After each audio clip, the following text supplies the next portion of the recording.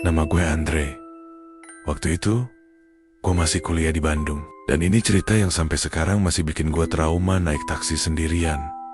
Malam-malam, apalagi lewat tengah malam. Jangankan taksi, lihat mobil berhenti pelan aja sekarang gue langsung merinding. Gue tahu cerita ini mungkin bakal kedengeran, gak masuk akal buat sebagian orang. Tapi, percayalah, kejadian ini benar-benar nyata. Dan setelah lo dengar sampai habis, mungkin lo juga bakal mikir 2 kali sebelum angkat tangan di pinggir jalan pas malam udah larut. Kejadiannya sekitar 2 tahun lalu. Malam itu, gue habis nongkrong sama teman-teman kampus di daerah Dago Atas. Kita biasa ngopi-ngopi sambil bahas tugas, tapi makin malam ya makin ngawur obrolannya. Sampai akhirnya, udah hampir jam 1 lebih 15 menit, baru deh satu persatu pada bubar. Nah, masalahnya motor gue lagi diservis. Gue gak nebeng siapa-siapa karena mereka pada rumahnya ke arah sebaliknya. Dan gue mikir naik ojek aja lah. Tapi ya gitu, malang banget. Aplikasi ojek online kayaknya lagi ngadat. Loading terus, gak nemu driver. Sinyal juga hilang muncul. Gerimis kecil mulai turun. Dan udara Bandung malam itu dingin banget. Jaket tipis yang gue pakai sama sekali gak nolong. Akhirnya gue mutusin buat jalan ke jalan besar, berharap ada angkutan lewat, atau ya taksi lah minimal. Mungkin kalau lo anak Jakarta udah biasa ya nemu taksi di mana-mana. Tapi di Bandung, apalagi tengah malam, taksi itu udah kayak hantu jarang banget kelihatan. Tapi malam itu gue beruntung. Atau malah sial, gue berdiri di pinggir jalan sekitar 3 menitan. Jalanan sepi banget. Cuma ada 1-2 motor lewat.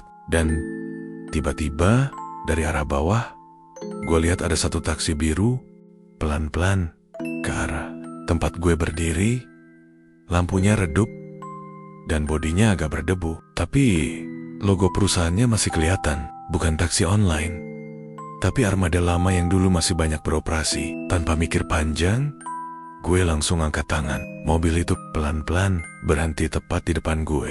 Mesin nyala, tapi suara mesinnya halus banget, kayak bukan suara mobil biasa. Gue buka pintu belakang, masuk sambil nanya, "Ke Cijerah bisa pak?" Supirnya cuma noleh dikit dan ngangguk pelan. Dia gak ngomong sepatah kata pun. Tapi karena gue udah capek dan ngantuk berat, gue gak mikir aneh-aneh. Yang penting bisa sampai rumah. Wajah supirnya sempat gue lihat sekilas dari pantulan spion tengah. Tua, kulitnya pucat dan keriput, kayak orang udah umur 70 tahunan ke atas. Tapi bukan wajah yang kelihatan jahat atau menyeramkan. Lebih ke kosong, datar, kayak gak ada jiwa di dalamnya. Matanya juga aneh, gak fokus, pandangannya lurus terus ke depan. Padahal jalan tanjakan. Tapi ya gue mikir, mungkin dia capek atau emang udah tua banget. Gue duduk, pasang seatbelt, dan nyender. Gue pegang HP, tapi baterai gue tinggal 8%. Akhirnya gue masukin ke saku dan memejamkan mata. Maksudnya sih, istirahat sebentar, mungkin nanti melek udah deket rumah. Tapi setelah sekitar 15 menit perjalanan, gue ngerasa sesuatu yang gak enak. Gue buka mata pelan-pelan. Suasana mobil hening banget. Biasanya jalan dari Dago ke Cijerah itu pasti ngelewatin jalan-jalan besar. Ada suara klakson, motor, truk, atau paling gak lampu-lampu toko, SPBU, apalah. Tapi ini sepi total. Gelap. Gak ada lampu jalan, gak ada bangunan, bahkan suara mesin kendaraan lain pun gak ada. Bener-bener cuma suara mesin mobil ini doang. Gue langsung duduk tegak, celingak-celinguk dari balik kaca jendela. Gak ada yang familiar. Jalanan berubah jadi kayak jalan desa kecil. Kiri kanannya pohon-pohon tinggi, batangnya hitam, daunnya lebat, tapi gak ada angin. Kayak mati. Dan satu hal yang bikin gue makin takut, bayangan gue gak kelihatan di jendela. Biasanya, walaupun minim cahaya, tetap ada pantulan bayangan muka kita di kaca. Apalagi kalau dalam mobil. Tapi ini, kaca jendelanya kayak mati. Gak mantulin apa-apa. Gue tepuk-tepuk pipi. Pastiin gue masih sadar. Gue mulai panik. Gue lihat ke depan. Jalan terus, membentang lurus. Tapi, gak ada ujungnya. Gak ada perempatan. Gak ada lampu merah. Gak ada tanda jalan. Semuanya gelap. Dan anehnya, langitnya gak kelihatan bintang sama sekali. Kayak semuanya diselimuti kabut tipis. Gue beranikan diri buat ngomong. Pak, udah deket belum ya? Gak ada jawaban, Pak. Gue ngomong agak keras. Kali ini masih gak ada respons. Akhirnya, supir itu pelan-pelan noleh ke spion. Matanya nangkep mata gue. Dan dia ngomong. Tapi yang dia ucapin itu bukan jawaban yang gue harap.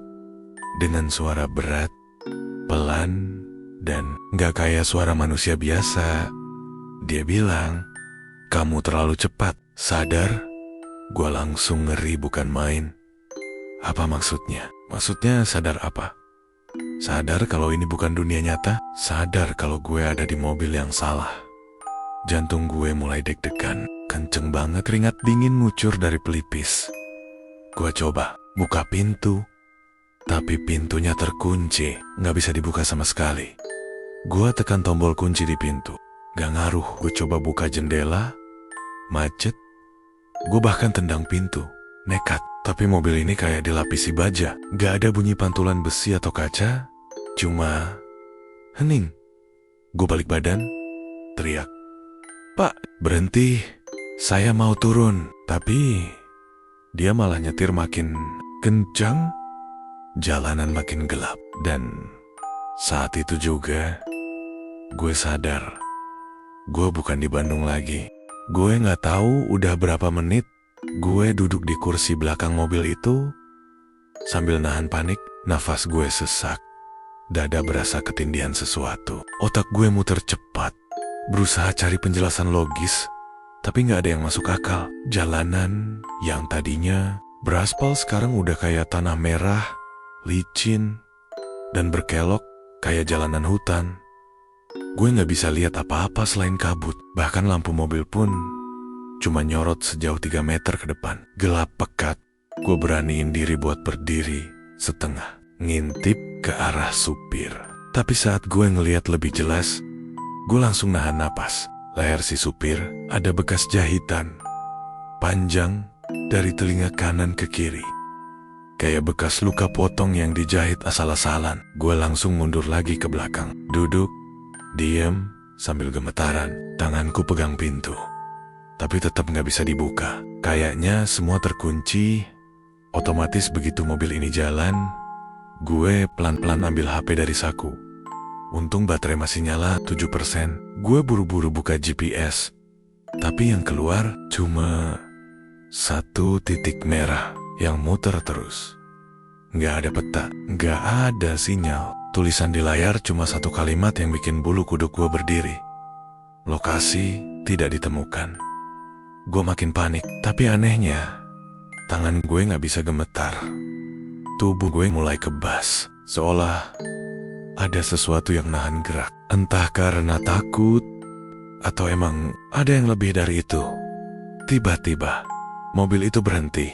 Gue pikir ini kesempatan gue buat kabur. Tapi belum sempat gue buka pintu, supir itu keluar. Suara pintu depannya bunyi pelan. Dan beberapa detik kemudian, pintu belakang gue kebuka sendiri. Gue gak ngerti gimana caranya. Gue cuma bisa bengong.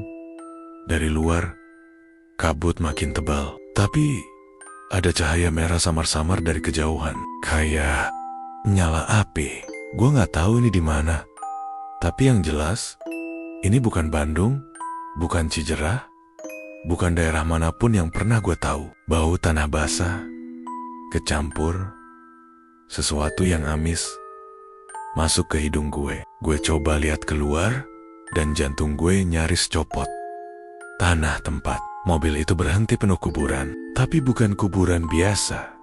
Semuanya cuma nisan tanpa nama. Nisan batu, banyak yang pecah, Dan beberapa bahkan miring, kayak udah lama banget nggak dirawat. Di beberapa tempat, ada tangan keluar dari tanah, kaku, seolah nahan mayat yang nggak mau terkubur. Supir itu berdiri di depan mobil. Badannya lebih tinggi dari yang gue lihat tadi. Tapi anehnya, dia kayak nggak punya bayangan. Lampu mobil nyala, tapi sinarnya nggak mantul ke tubuh dia. Cuma tembus, kayak dia bukan makhluk padat. Dia noleh pelan ke gue, lalu nunjuk lurus ke depan. Tangannya keriput, kukunya panjang dan hitam, dan dari sela-sela jarinya ada cairan merah netes ke tanah. Suaranya pelan, berat, dan parau. Turun. Gue nggak bisa gerak, kaki gue berat banget. Tapi ada sesuatu dalam kepala gue yang ngebisikin, kalau lo turun, lo nggak bakal balik lagi. Tapi anehnya, tubuh gue malah ngikut. Kaki gue kayak digerakin paksa. Gue buka pintu dan pelan-pelan turun dari mobil. Begitu kaki gue napak tanah, rasanya dingin banget. Bukan dingin angin malam, tapi dingin kayak salju basah, licin, lembek.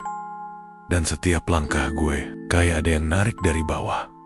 Gue jalan pelan-pelan ngikutin arah tangan si supir. Tapi semakin gue maju, gue makin sadar bahwa di kanan kiri gue ada sosok-sosok berdiri. Mereka diem, berjejer kayak patung. Tubuh mereka kurus, pucat, matanya kosong. Ada yang pakai baju kayak seragam SMA, ada yang masih pakai jaket ojek online, bahkan ada yang pakai baju rumah sakit. Tapi satu hal yang sama, semuanya punya luka di leher, sama kayak supir itu. Dan mereka semua ngeliatin gue, tapi bukan dengan tatapan manusia. Tatapan mereka kosong, kayak nembus tubuh gue. Mereka gak hidup, tapi juga gak mati. Mereka penumpang. Di tengah-tengah lapangan itu, ada satu bangku kayu panjang. Di atasnya ada papan nama dari kayu busuk. Tulisannya nyaris hilang, tapi masih bisa dibaca samar. Terminal penumpang tanpa tujuan. Gue langsung balik badan, mau lari, tapi mobil tadi udah gak ada. Supirnya juga hilang. Semua berubah jadi sunyi. Tiba-tiba suara klakson mobil terdengar dari belakang, kenceng, dan sebuah cahaya terang nyorot ke arah gue. Gue tutup mata, teriak, tapi gak keluar suara sama sekali. Dan saat gue buka mata, gue udah di pinggir jalan lagi. Di tempat gue nunggu taksi tadi, langit masih mendung, gerimis masih turun. HP gue bunyi, baterai tinggal 1%. Napas ngos-ngosan ngeliat ke sekeliling. Dan yang bikin gue merinding setengah mati, tiket kertas kecil ada di tangan gue. Tulisannya kursi 1A dicatat. Gue langsung buang tiket itu, lari ke warung terdekat. Tapi selama sisa malam itu, dan bahkan bertahun-tahun setelahnya, gue gak pernah lupa wajah-wajah penumpang yang ngeliatin gue dari gelap. Dan gue tahu perjalanan gue belum selesai, karena mereka masih nunggu gue balik. Sejak malam itu, hidup gue gak pernah normal lagi. Setiap kali gue lihat taksi biru lewat, jantung gue langsung berdebar kenceng. Bahkan cuma denger klakson mobil tengah malam aja bisa bikin gue terbangun dengan keringat dingin. Sialnya, semua orang ngira gue cuma trauma. Teman-teman kampus, dosen, bahkan orang rumah cuma bilang, "Udah, Andre, mungkin lo kecapean terus mimpi buruk." Gue gak bisa jelasin ke mereka apa yang sebenarnya gue alami. Karena setiap kali gue coba ceritain, gue merasa ada yang nguping. Pernah sekali gue coba ceritain semuanya ke teman dekat gue sambil nongkrong di kafe. Baru gue mulai masuk ke bagian, supirnya bilang, "Kamu terlalu cepat sadar." Lampu kafe langsung kedap-kedip, HP temen gue mati, dan pelayan jatuhin nampan di dapur sampai bunyi keras. Gue dan temen gue saling pandang. Dia langsung bilang, "Udah, Andre, gue percaya, tapi jangan dilanjutin di sini." Sejak kejadian itu, gue mulai sering mimpi aneh. Mimpinya selalu sama. Gue duduk di bangku kayu panjang, di tempat gelap, nungguin mobil yang gak pernah datang. Di sekeliling gue ada orang-orang asing dengan wajah pucat. Semuanya diem, nunduk, dan tangan mereka selalu megang tiket yang sama. Kursi 1A dicatat. Tapi bedanya, setiap mimpi itu, satu persatu, mereka mulai hilang. Yang berarti, satu persatu, mereka dijemput. Dan gue sadar, gue masih didaftar. Suatu malam, gue gak tahan. Gue nekat balik ke tempat gue pertama kali naik taksi itu di Dago Atas. Gue pikir, mungkin kalau gue balik ke sana dan nyoba hadapin semuanya bisa selesai. Malam itu, sekitar jam 11:30, gue berdiri di tempat yang sama, di bawah lampu jalan yang remang. Angin dingin berhembus pelan. Gak ada orang, gak ada suara. Gue berdiri lama, mungkin hampir 1 jam. Tapi, gak ada mobil yang berhenti. Gue mulai mikir, apa mungkin semua ini cuma gangguan pikiran? Tapi baru aja gue mau pergi, gue dengar suara klakson pelan. Sekali, lalu muncul suara ban mobil pelan-pelan nyeret aspal basah. Taksi biru itu muncul. Gue gak tahu dari mana asalnya. Gak ada lampu yang nyorot dari jauh. Dia kayak muncul dari balik kabut. Gue berdiri, kaku. Tangan gue gemetaran. Pintu belakang kebuka. Sendiri. Di dalamnya kosong. Tapi aroma kabin itu langsung nyerang hidung gue. Campuran bau dupa, tanah basah, dan darah. Gue gak kuat. Gue lari. Serius. Gue lari sekenceng-kencengnya, tapi di sepanjang jalan turun. Setiap kali gue noleh, mobil itu masih ngikutin. Gak ngebut, gak mepet, cuma jalan pelan di belakang. Kayak bilang, tenang aja. Gue sabar nunggu. Besoknya gue sakit. Badan panas tinggi, mengigau. Orang rumah panik. Katanya gue ngomong sendiri sepanjang malam. Nyebut-nyebut angka, nyebut nama jalan, nyebut kata turun. Gue gak inget apa-apa. Tapi yang paling bikin gue gak bisa tidur setelah sembuh, nyokap gue cerita satu kalimat yang bikin darah gue dingin. Pas kamu tidur, kamu sempat bangun. Kamu duduk, buka mata lebar-lebar, terus ngomong, mobilnya udah nunggu depan pagar.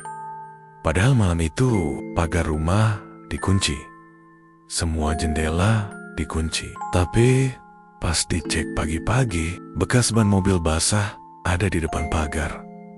2 jejak, masih segar. Akhirnya gue nyari bantuan. Gue cari orang pintar, ustadz, dukun, siapapun yang ngerti hal-hal begini. Setelah bolak-balik, akhirnya gue ketemu satu orang tua, tinggal di pinggir kota. Namanya Abah Salman. Waktu gue datang dan cerita, dia cuma diem, dengerin, lalu bilang, kamu gak ditarik mati, tapi kamu pernah nginjek jalur kematian. Ada 2 jenis kendaraan malam yang gak boleh dinaikin manusia. Kereta hitam, taksi bisu, kamu naik yang kedua. Makanya kamu belum bisa balik sepenuhnya. Gue nanya, terus saya harus gimana, Bah? Dia tatap gue lama, lalu bilang, selama kursi itu belum didudukin orang lain, kamu masih dicari. Gua kaget. Maksudnya, ada orang lain yang bisa gantiin? Abah Salman gak jawab. Dia cuma ngasih gua satu benda. Kaca kecil bulat, kayak cermin saku. Tapi, punggungnya hitam legam. Katanya, kalau suatu malam gue ngeliat wajah gue di kaca itu hilang, berarti waktu gue udah habis. Dan malam tadi, untuk pertama kalinya, cermin itu gelap. Gak mantulin wajah siapa-siapa. Sampai sekarang, gue masih nunggu, masih hidup. Tapi kalau suatu hari kalian dengar kabar, ada mahasiswa Bandung yang hilang gak jelas arah, dan kalian lihat, ada taksi biru kosong, berhenti di perempatan, jangan samperin. Karena gue percaya, mobil itu masih muter, nyari penumpang berikutnya, dan bisa aja kursi 1A sekarang kosong lagi. Kadang, yang paling menyeramkan bukan hantu, tapi tempat-tempat yang kita kira biasa, ternyata menyimpan sesuatu yang jauh lebih gelap. Terima kasih udah nonton. Sampai jumpa di cerita selanjutnya.